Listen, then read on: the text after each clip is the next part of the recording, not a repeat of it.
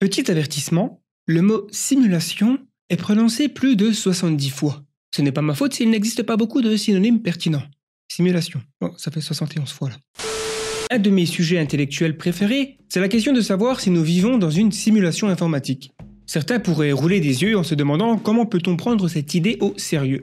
Mais c'est remarquable de voir à quel point cette hypothèse a gagné en popularité depuis le début du siècle. Et pas seulement parmi les geeks comme moi, mais aussi les philosophes et scientifiques, comme Nick Bostrom, auteur de l'article original sur l'argument de la simulation. Alors, je ne vais pas explorer à nouveau l'origine de cette hypothèse et les arguments qui en font une proposition prise au sérieux, puisqu'on en a déjà parlé plus en détail dans cette vidéo. Pour les curieux, je vous invite à y jeter un œil. On voit notamment pourquoi, à ce jour, la probabilité que nous soyons dans une simulation ne peut pas être supérieure à 50%. Mais ça pourrait changer dans le futur. Quoi qu'il en soit, ce n'est pas le sujet du jour. Je suis tombé récemment sur un article dans le New York Times, publié par le philosophe Preston Green. Je l'ai trouvé fascinant et ça ouvre une toute nouvelle catégorie de risques existentiels. Un autre de mes sujets favoris. Et vu que ça concerne notre futur, j'ai décidé d'en parler ici. La question centrale, c'est de savoir si notre univers risque une fin prématurée si nous vivons dans une simulation. Répondre à cette question implique logiquement des spéculations en raison de l'absence de données. Mais quand quelque chose d'aussi important que la fin de notre monde est en jeu, il est essentiel de prendre ces possibilités au sérieux, même si elles nécessitent quelques spéculations que certains pourraient juger comme une perte de temps. Une façon d'aborder l'argument de la simulation consiste à réfléchir au type de technologie future que notre civilisation est susceptible de développer. Des superordinateurs capables de simuler des univers virtuels quasi indiscernables de la réalité font partie de la liste. Si nous avions actuellement la technologie pour créer des simulations complètes de l'univers, de l'histoire de l'humanité et de ses innombrables variations potentielles, ce que Nick Bostrom appelle les simulations d'ancêtres, est-ce que nous serions intéressés de le faire ? Oh ben, il y a de grandes chances que oui. Les chercheurs en sciences sociales et naturelles utilisent déjà des simulations informatiques pour tenter de répondre à des questions du type « Comment se forment les galaxies ? Quelle est la cause des guerres ? Quels systèmes politiques sont les plus stables ? Comment le changement climatique affectera-t-il la migration mondiale ? Qu'est-ce qui favorise l'évolution et la chute des civilisations ? » Générer de nombreuses simulations impliquant des milliards de personnes serait un atout incroyable. De telles simulations permettraient de répondre aux questions contrefactuelles sur l'histoire. C'est-à-dire, que se serait-il passé si la Révolution française avait échoué, si l'Empire romain ne s'était pas effondré, etc. Aujourd'hui, la qualité de nos simulations est variable, car elles sont limitées par la capacité des ordinateurs modernes à imiter la vaste complexité de notre monde. Mais que se passerait-il si les ordinateurs devenaient un jour si puissants et ces simulations si sophistiquées que chaque personne simulée était un individu aussi compliqué que vous et moi, à tel point que ces personnes n'auraient aucune idée qu'elles vivent dans une simulation. Et si c'était déjà arrivé ? En dehors de la recherche, il y a aussi la possibilité que des simulations soient simplement créées à des fins divertissantes. Il suffit de regarder le marché du jeu vidéo pour comprendre l'intérêt que pourraient avoir nos descendants à créer de meilleurs jeux, allant jusqu'à recréer la réalité, une sorte de open world ultime, GTA 35.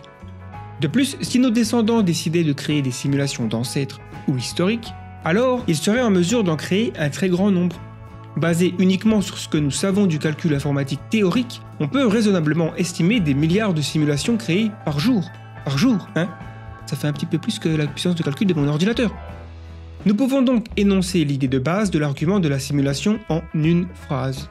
Si nous pensons qu'il y a une chance substantielle que notre civilisation exécutera un jour de nombreuses simulations d'ancêtres, alors il devient difficile d'échapper à la conclusion que nous sommes dans une de ces simulations, par simple distribution de probabilités.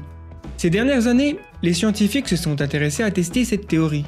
En 2012, s'inspirant des travaux de Nick Bostrom, des physiciens de l'université de Washington ont proposé une expérience dans un article scientifique intitulé « Les contraintes sur l'univers comme simulation numérique ».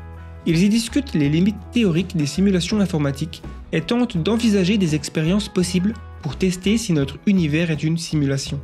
Les détails sont complexes, mais l'idée de base est simple. Certaines des simulations informatiques actuelles de notre cosmos produisent des anomalies distinctes. Par exemple, il y a des sortes de glitches dans le comportement des rayons cosmiques que l'on simule. Si en examinant de plus près les rayons cosmiques dans notre univers, nous détectons des anomalies comparables, cela rendrait probable que nous vivons dans une simulation. Des expériences similaires ont été proposées ces dernières années, notamment sur la structure de l'espace-temps qui pourrait être pixelisée par exemple. Mais jusqu'à présent, aucune n'a été menée, et c'est une très bonne nouvelle selon Preston Green. Pourquoi? Car selon lui, si nous envisageons la possibilité que nous vivions dans une simulation historique, alors nous devrions sérieusement considérer ce que cela implique. Et une des implications les plus drastiques est le fait que notre univers pourrait cesser d'exister en un claquement de doigts en fonction de nos futures décisions, ce qui est appelé les risques d'interruption. Un premier exemple concerne l'idée que nos simulateurs sont contraints par les lois de la physique. Même si elles sont différentes des nôtres, on suppose qu'ils n'ont pas un accès infini à des ressources informatiques. Donc chaque simulation qu'ils font tourner impose un coût sur leur puissance de calcul. Cela risque de poser problème dans un scénario de simulation imbriquée, ou simulation poupée russe. Si des milliards de simulations historiques créent leur propre simulation avec des milliards d'habitants chacun, ça entraînera, à un moment donné, une grande pression sur le système originel. Et lorsqu'un programme épuise trop de ressources, la solution la plus simple est de le terminer. Ctrl-Alt-Échappe, terminer le processus, fin de notre univers. Boum, allez, bon, hein, comme ça c'est fait. Preston Green imagine une expérience de pensée pour illustrer le problème. Margaret est une informaticienne qui développe un nouveau programme qui lui donnera l'occasion de simuler sa vie passée. C'est un peu un Sims du futur. C'est son sujet d'étude sociologique, on va dire. Le programme exécutera des millions de simulations de son passé, dans lesquelles les conditions initiales et les événements varient. Les simulations sont indiscernables de la réalité originelle pour les Margaret à l'intérieur des simulations. Elles vont expérimenter toute une vie en seulement quelques secondes pour la Margaret originale, le temps qu'il faut pour le programme d'exécuter les simulations. C'est un vrai scénario à la Rick et Morty ça, hein. Le problème, c'est que certaines des simulations ressembleront forcément à la vie originale de Margaret, incluant son choix de créer un programme de simulation de sa vie passée. Autrement dit, elle fait face au scénario de poupée russe. Afin de ne pas faire exploser ses capacités de calcul, elle décide que toute simulation dans laquelle une Margaret simulée choisit de créer elle-même ses propres simulations sera terminée. Un soir, alors qu'elle est en train de manger des noix de cajou, Margaret est prise par une soudaine réalisation. Est-elle actuellement dans une simulation? Est-elle l'une des millions de Margaret simulées? Statistiquement, elle conclut que oui. Comment pourrait-elle être l'original si des millions sont simulés? Elle a maintenant terminé le programme et doit décider de l'utiliser ou non. Bien qu'elle meure d'envie de voir les résultats des simulations, elle sait que si elle est dans une simulation, alors choisir d'exécuter le programme entraînera la fin de sa propre simulation. On est sur un cas typique de théorie de prise de décision. La réalité dans laquelle nous nous trouvons a peut-être une date limite, le moment où l'on aura acquis la capacité de simuler des univers. Cela marque peut-être la fin de l'expérience pour nos créateurs. Nos descendants devront donc y réfléchir 2 fois avant de lancer la première simulation historique. Toutefois, il faut noter une différence entre le cas de Margaret et le concept de simulation d'ancêtre. Margaret sait que lancer son programme pourrait causer sa perte, car elle a spécifié la règle anti-poupée russe dans son programme. Par contre, nous ne savons pas si nos simulateurs souhaitent éviter le scénario poupée russe ou non. Il nous est impossible de savoir combien de simulations d'ancêtres imbriquées sont autorisées, ni où nous nous trouvons dans cette arborescence de simulation. Le deuxième risque d'interruption soulevé par Preston Green concerne ce qu'il appelle la prémisse de conduite scientifique. À moins qu'il ne soit extrêmement improbable qu'une expérience entraîne notre destruction, il n'est pas rationnel de mener l'expérience. Cette prémisse est profondément ancrée dans la pratique scientifique moderne. Imaginez un scientifique souhaitant mener une expérience qui n'a qu'une faible probabilité de produire un résultat intéressant, mais si elle produit un résultat intéressant, elle peut aussi provoquer l'anéantissement de notre univers. Est-ce que mener à bien cette expérience serait justifié? Bien sûr que non. On peut résumer cette prémisse par une comparaison. Si vous ne savez pas si l'arme que vous tenez est chargée, une façon de le savoir est de jouer à la roulette russe. Si le pistolet ne se décharge pas, cela prouve que le pistolet est vide. Si votre tête explose, cela prouve que l'arme était chargée, mais cela n'a pas d'importance car vous êtes mort. Il est donc irrationnel d'utiliser la roulette russe comme moyen pour prouver si une arme est chargée. Si tester scientifiquement l'hypothèse de la simulation a une probabilité significative d'entraîner la fin du monde, il est irrationnel de poursuivre de telles expériences. Dès lors, on doit se demander pourquoi des simulateurs souhaiteraient terminer une simulation si ses habitants découvrent la vraie nature de leur réalité. La réponse dépend bien sûr du type de simulation, mais on peut se prêter à l'exercice de voir les scénarios qui pourraient entraîner la fin d'une simulation d'ancêtre. En restant dans l'idée que les simulations pourraient avoir une vraie valeur de recherche scientifique, en particulier pour des études historiques et sociologiques, on se rend compte que découvrir la nature simulée de sa réalité a des implications dramatiques. Lorsqu'il s'agit de tester l'efficacité d'un nouveau médicament, certains patients reçoivent un placebo, d'autres le médicament. Si jamais un patient parvient à savoir ce qu'il a pris, l'essai est inutile et il ne fait plus partie de l'expérience. En suivant le même raisonnement, si les habitants d'une simulation d'ancêtres apprennent qu'ils vivent dans une simulation, cela aura un effet significatif sur le cours de l'histoire humaine. Et la valeur de la simulation pour répondre à des questions historiques contrefactuelles est rendue nulle.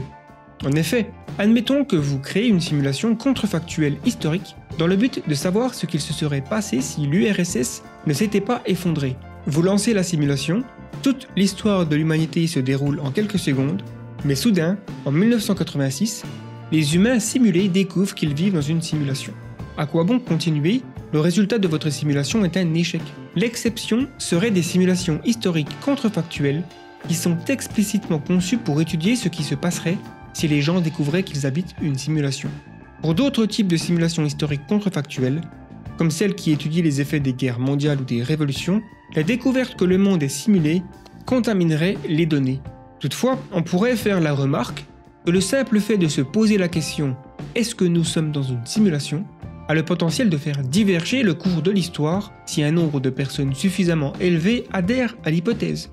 Ce qui pourrait constituer une raison valable pour nos simulateurs d'arrêter la simulation. Mais c'est très peu probable, car il ne s'agit que de questionnements philosophiques qui finalement remontent à l'Antiquité, bien que sous des formes différentes. Spéculer sur la nature de la réalité a bien moins d'impact que la preuve empirique que notre monde est une simulation. Ceci dit, si jamais des personnes influentes sur cette hypothèse disparaissent mystérieusement, il faudra s'inquiéter. Tout cela renforce donc l'argument de Preston Green, selon lequel nous ne devrions pas chercher à prouver scientifiquement que nous vivons dans une simulation. Finalement, les seuls avantages d'une telle preuve seraient une connaissance accrue des fondamentaux de la réalité. Les conséquences pourraient être l'anéantissement de l'univers, autant dire que ça ne vaut pas le coup. On a donc vu que l'hypothèse de la simulation en tant qu'explication plausible pour notre univers implique une toute nouvelle catégorie de risques existentiels. Les risques d'interruption. Leur probabilité augmente lorsque nous décidons de mener une expérience scientifique prouvant que nous vivons dans une simulation, ainsi que si nous décidons de créer nos propres simulations historiques. J'espère juste qu'en publiant cette vidéo, cela ne va pas convaincre trop de monde que nous vivons dans une simulation, et donc corrompre son but initial et la rendre invalide. Pitié, cher simulateur, ne mettez pas notre simulation dans la corbeille, contrôle Alt échappe. Si vous êtes nouveau sur cette chaîne, je vous invite à vous abonner pour découvrir nos prochains épisodes toujours consacrés au futur. Et n'hésitez pas à explorer nos précédentes vidéos et podcasts dans les différentes playlists. Merci de cliquer sur j'aime ou j'aime pas afin de nous rendre plus visibles aux algorithmes de YouTube, ce qui aide la chaîne à croître. Si vous avez des remarques ou un avis à donner, les commentaires sont là pour ça et vous pouvez aussi rejoindre le Discord The Flares, lien dans la description. Et enfin, sur le site the-flares.com, nous produisons du contenu exclusif premium, comme des documentaires ou des résumés audio de livres. L'avenir est une nuit noire dans laquelle nous ne pouvons pas nous permettre d'avancer aveuglément. C'était Gaëtan pour le collectif The Flares. Nous sommes vos fusées éclairantes. Nous sommes The Flares. Merci et à bientôt.